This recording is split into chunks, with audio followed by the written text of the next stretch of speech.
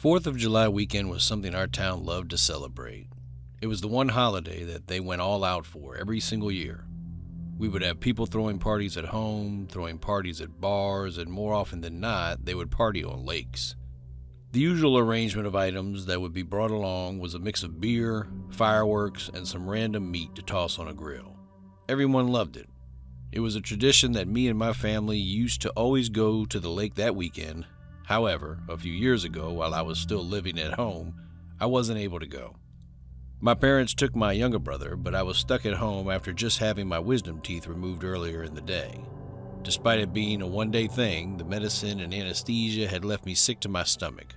I was bummed, but figured there was always next year. Let's just say that I was wrong. That year would alter the holiday for me for the rest of my life.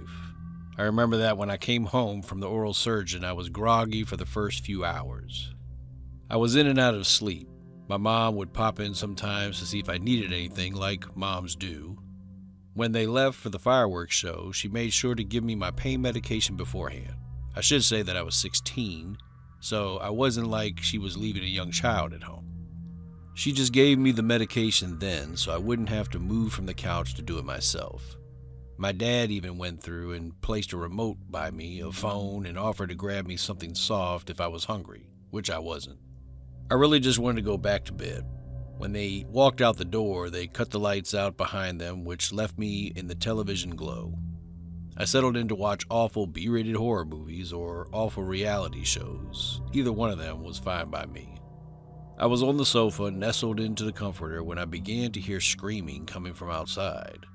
It didn't sound like my parents, so I wasn't too concerned. I was just mainly being nosy. I wasn't super shocked to see an elderly man that lived diagonally from us. He was always up to start some trouble. This time it seemed to be over something to do with his yard, judging by how I could see him drawing imaginary lines on the ground. I rolled my eyes at the annoyance. I had one run-in with him when I was 13. He got mad at me because I kicked the soccer ball into his yard. It didn't hit anything except his grass, but he called me every name he could think of. After that, I kept my distance. This time, the family seemed to be standing their ground, though. I felt a little bit proud of them. He stood outside while the husband and wife next door stood on their side of the yard. The wife was slamming a pointed finger down toward her feet. Deciding I had seen enough, I went back to the couch where I sat. After about 45 minutes, the pain medication began to take over. Things were a lot fuzzier than I remembered. I was also warm, and I felt like I could just sleep wherever I fell. Each time I batted my eyelashes, I felt like I dozed off for minutes on end. Finally, when the feeling wasn't so new, I adapted to it and was able to maintain my senses a bit better. It was finally dark outside now. The clock read 8:45 p.m., which meant the show would be starting soon. I clicked our TV over to the station that would do a live broadcast and parted the curtains to be able to see the neighbor's display. It was right about 9:15 that it kicked off. The TV played music from the live band. Things were normal until I heard things being slammed around, like doors being slammed in repetition. I tried to ignore it until I just couldn't anymore. Even in the haze, the noise was frustrating. Once again, I got off the sofa and looked out. It was still the old man. I always called him Grumps, because even after years of living here, I could never recall his name. He was walking around his truck and slamming all 4 doors when I made it to see. His garage door was open still, and the rest of the house seemed dark. He was wearing khaki pants and what looked like dark button-down long sleeve. I thought it was weird, but I thought he was just going somewhere. It wasn't until nearly 30 minutes later that I realized how wrong I was. I had heard noises sporadically throughout, but I didn't pay much mind until when one of the fireworks exploded from the neighborhood. It wasn't the bright lights in the air that caused me to look up. It was the orange flash I saw going horizontally, scary close to the ground. It wasn't even going to the sky. Then I saw it again. When the fireworks stopped, so did the orange flashes. At first, I thought it was the pain medication, or that I was just seeing a glare. Then, as I stood motionless, transfixed on the kaleidoscope of colors outside of my window, when one more firework burst above us, I finally understood what was happening. The old man had gotten out a gun and was using the burst of fireworks to mask his gunshots. The only reason I caught on was when he shot the front windows out of the couple's house that he was arguing with before. Glass shattered and it glittered.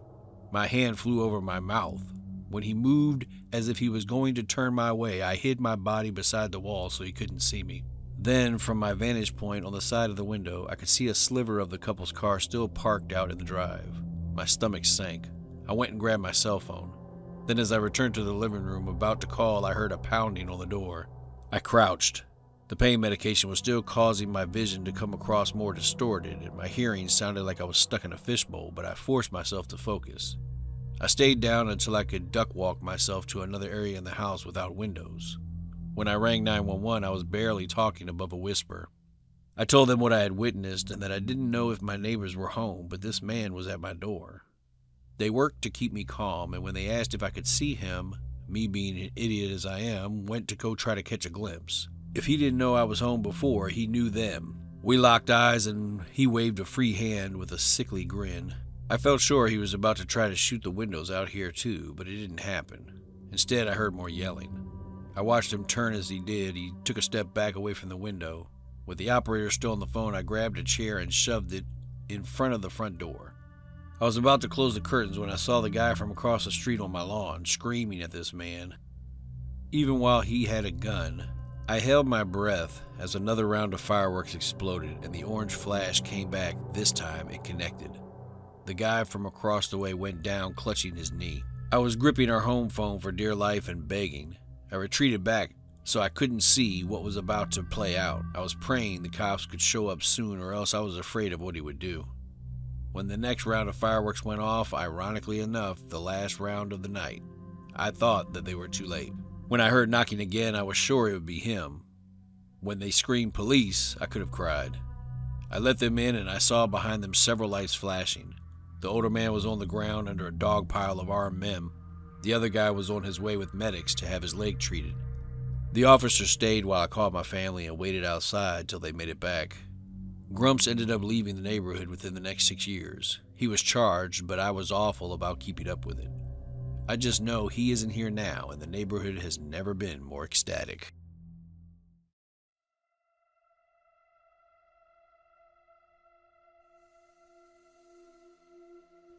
4th of July weekend was always fun in our friend group. We would spend the weekend on the lake and take the boat out when it got dark just to watch the fireworks show light up the sky. It was all fun and games until our holiday fun turned into a separate form of Remembrance Day. It would all change in the early 2000s. The year we set out like we always did, it was a bit different because the friend dynamic had changed a bit, seeing as one of our friends had a new boyfriend that we were still deciding if we liked or not. It wasn't that he was a bad guy, he was just abrasive. Very much a cocky person. That evening we had been out on the water and we noticed as soon as they got there that something was wrong with him. We will call him Timothy. Timothy seemed to be very, for lack of a better words, agitated. He wouldn't speak to any of us, even his girlfriend. I ignored him since I didn't feel like dealing with it. As the night went on, it became worse. His presence was exhausting. Everyone wanted to appease him because they didn't want him to feel like he wasn't wanted. After that night, I'm fine by saying he wasn't wanted. Anyway, as the guys all took turns driving the boat, he started complaining that they wouldn't let him, which they had known each other for years. They had known him for weeks. It made sense as to why they wouldn't let him. However, after he threw a tantrum, they caved and let him. I'll give him credit for the first few minutes. He did fine.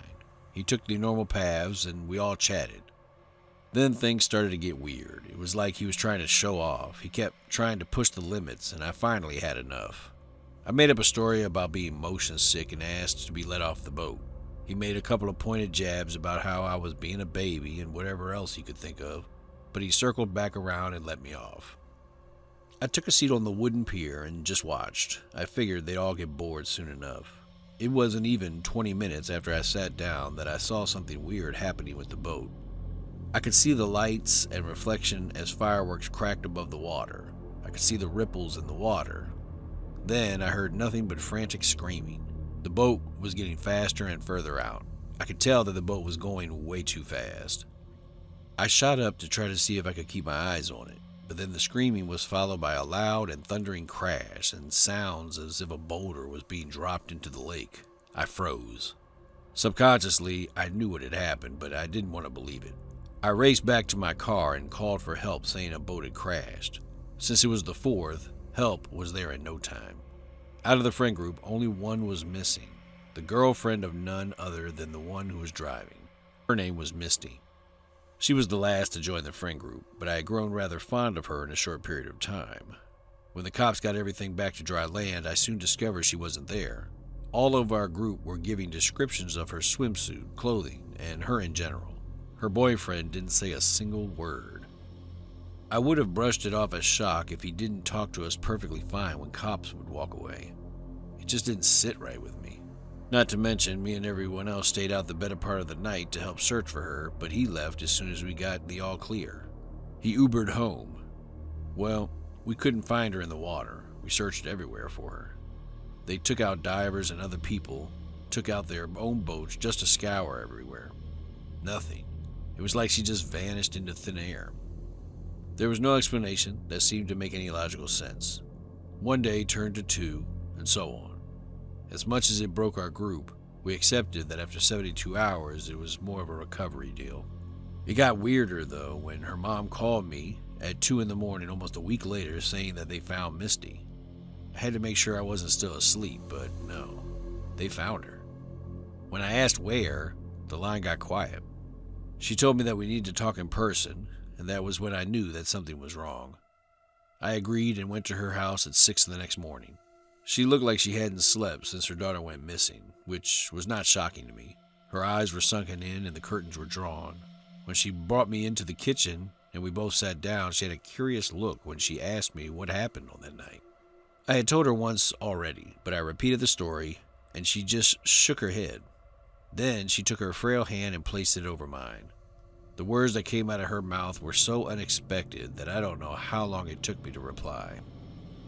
The conversation, from what the police had told her late last night, was something that I could not comprehend. According to the investigators, Misty was found in the woods about 3 miles into the tree line. She wasn't in a swimsuit, but she was wearing an oversized white t-shirt. What makes it even more sinister was the fact that there were no water anywhere in her lungs, and her wrists and ankles held markings reminiscent of ligature marks. She was also covered in cuts and bruises.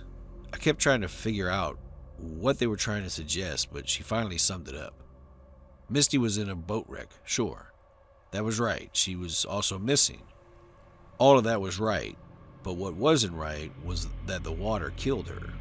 The water had nothing to do with her death. Instead, they were looking into Misty being held somewhere for up to 9 hours before we found her. Her body was still in rigor, so it hadn't been longer than 12 hours. The cops had taken her back to the medical examiner to do a full autopsy and forensic evaluation, so it'd be weeks before we heard back. When we did, it just left more questions. They were right. Misty had no water in her lungs, and she was wearing nothing but a t-shirt. She did have restraint marks. What I wasn't expecting to find out was that she had undigested food in her stomach, food that we never ate on that day. She also had a broken neck. That was the cause of the death. Misty didn't die from injuries of the boat crash. Someone killed her. The police then turned their attention to a homicide case. They assumed someone might have found her after the wreck, but instead of trying to take her to safety, they held her captive. Finally, as one last twist, when police made it back to me again for the last time, I gave them the name of her boyfriend. They had taken his statement and had his name already, but wanted to double-check their notes because no such person seemed to exist by that name. By the time they found that out, her partner had vanished. The cops put out an alert and his picture to see if anyone would call to offer an explanation as to who this stranger was, and they did. The weekend after they broadcasted his picture, a woman called. She explained that the man in the broadcast looked identical to her brother, but that was impossible because her brother was in a state-run mental health institute. The two had become estranged when, as a teenager, he frequently tormented her. She wouldn't offer much as to why he was in a facility beside the fact that he had a run-in with the law when he assaulted his ex-girlfriend. Her brother also went by the name of Matt. Matt was diagnosed with sociopathic tendencies and a plethora of other mental health struggles, which led to him being highly medicated. The police would lean heavily into what this woman said and called the facility she gave. They told us that he had escaped a few weeks prior and they had been on the lookout for him. He managed to befriend a new member of staff, and it was believed that they helped him. The information he gave us was nothing but a ruse. Nothing else was found of Matt that would signal he was even in the boat that night. They never even found him. While he is a top person of interest, it is also as if he's a ghost. The only indication that he existed was when I moved into my own place. The first night there, someone placed a toy boat on my doorstep.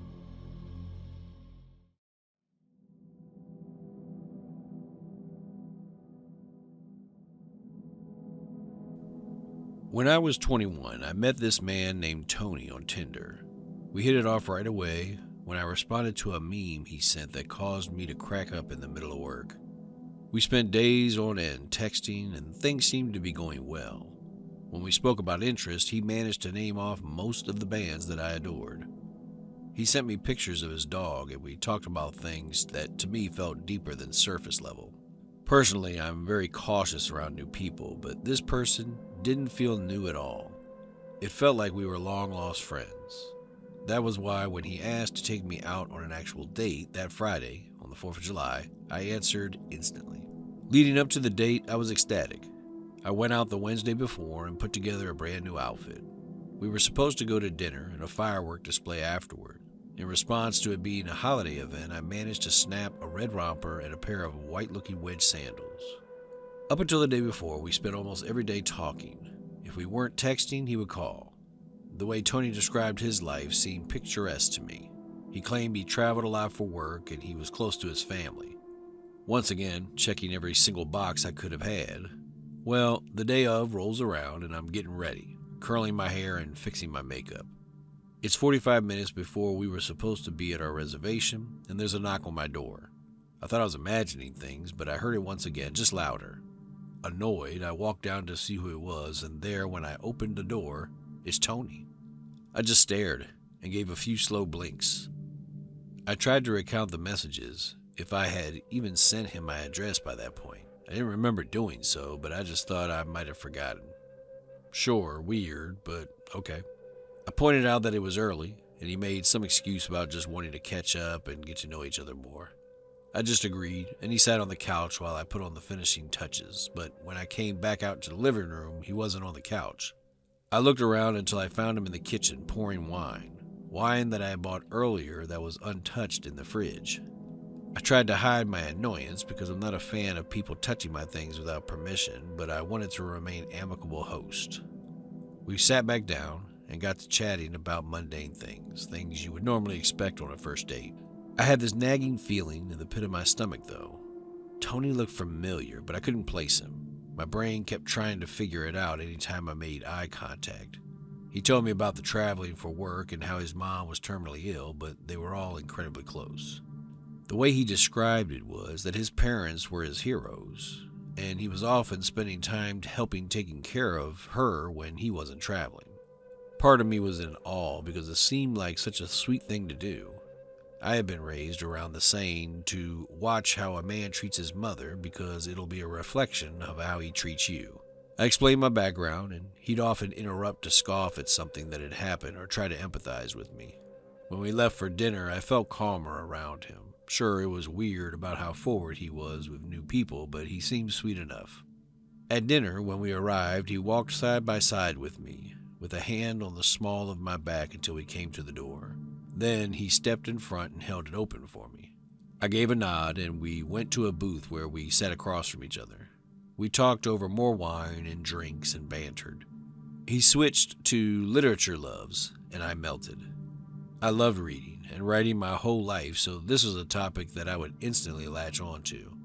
He mentioned how he would write poetry sometimes and wanted to be a journalist growing up. I felt myself growing more into him with each sentence. When we were waiting for our main course, he put his hand on top of mine that was on the table. Then, things started to get a little too weird for my taste. It went from casual first date and butterflies to something that felt unnatural. His stare felt too intense for a first date. He made a remark about how he didn't know how my most recent ex could ever do to me what he did. I was shocked. I had talked about ex-boyfriends, but never my most recent. I didn't speak on my most recent ex. I hated him. He was an awful person, and our relationship was something that I didn't like to even remember. Even friends knew that it was a taboo topic. He must have sensed my apprehension because he backpedaled, trying to explain that he meant the one I told him about, and that if I was single now, obviously I had been wrong. The assumption annoyed me more because, on the contrary, while I didn't speak to most of my exes, I definitely didn't hate them all. Some of them just didn't work and we remained friends. I swallowed the anxiety and tried to take him at his word once again. After all, I thought maybe I was just being too cynical at the time. We finished our dinner and dessert without any more ex talk and instead switched to hobbies. We laughed over awful hiking trips, and I told him about nearly breaking my arm at Walls of Jericho. It was fun. Then we made our way to the show, and I could no longer hide my discomfort even if I tried my hardest. During the drive, he turned the radio on to an old 2000s pop punk band that literally nobody else seemed to know existed. It was such an odd change because I hadn't listened to them in years either. He spoke of seeing them live one time, which was weird because I did too. They only came to my town once, and he was apparently there at the same show, same time. It made sense seeing that I thought he'd look familiar and all. The song choice was creepy. It spoke about being in love with someone for years before they finally noticed the singer's existence. Basically, a creepy, stalkerish love ballad. I felt his hand slowly snake to my knee, lightly clasping his fingers around it. Not in a full-on grip, but enough that I felt the tips of his fingers digging in. His thumb was doing the weird circle thing, and I was not having a good time. I wiggled my leg a bit to try to move and shifted, but once I settled back in, his hand moved right back. I was watching the road just wishing we would get there already, but he was in no hurry. It felt purposeful at how slow he was going. He blamed potential roadblocks, but there weren't even 9. Those didn't come till later. The songs kept shuffling one by one, and each one of those songs were love songs of heartbreak. One song felt purposeful. I love a good emotional ballad, but this was just too much emotion for a first date. I felt the breath I had been holding release when he pulled into a parking lot spot and his hand moved. I hurried to open my own door and stepped out, fixing my romper. I tried to sit far enough back so that I figured constant contact would be difficult, but when he sat down too, he went right back to the constant touching. He started talking to me and out of the blue asked if I wanted kids of my own, or a big or small wedding. I audibly choked on my own spit. I thought over my response and instead of answering, just told him that I didn't know all of that yet and we just met so we could focus on other things like the show. He just would not take the hint. Apparently, he wants to name his son William and a daughter Lola. I never replied to give my input and instead focused harder on the fireworks as if my thoughts were causing them to explode. Right before the finale, he laced his fingers through mine and brought my hand to his mouth, placing kisses on my knuckles. I turned to look at him as if he was trying to discern what in the world he was doing, but he assumed it was just a loving look when it was not. This man proceeds to give what fell a few sentences short of a speech. I knew I loved you from the very first time I laid eyes on you back then. You didn't see me, but I couldn't stop thinking about you. Meeting you now, I'm even more head over heels in love with you, and I can't wait to see where our future takes us. Being here with you right now makes me the happiest I've ever been. My brain was just trying to catch up with the words he just spoke, and in the heat of the moment, my mouth spoke before my brain could stop it. I just very calmly said, "Well, this is fun, but my future is taking me home now." The look on his face was sheer devastation. He started to sob right there. I didn't even have words to try to console him. He was groveling that he would slow it down and we could move at my pace, but I was already up and walking toward the restroom that was a few yards ahead of me. Nothing I would say was going to make this better, so instead I called a friend of mine to come pick me up. We had a code word for these kind of things. I hid in that bathroom for what felt like centuries. When she got there, she had to walk into the bathroom past Tony, who was sitting outside the door. He was still crying. She walked in, got me, put her arm around me, and walked us out together. I didn't even look at him. I ended up staying at her house that night and the next morning. I woke up to 50 texts and 15 calls.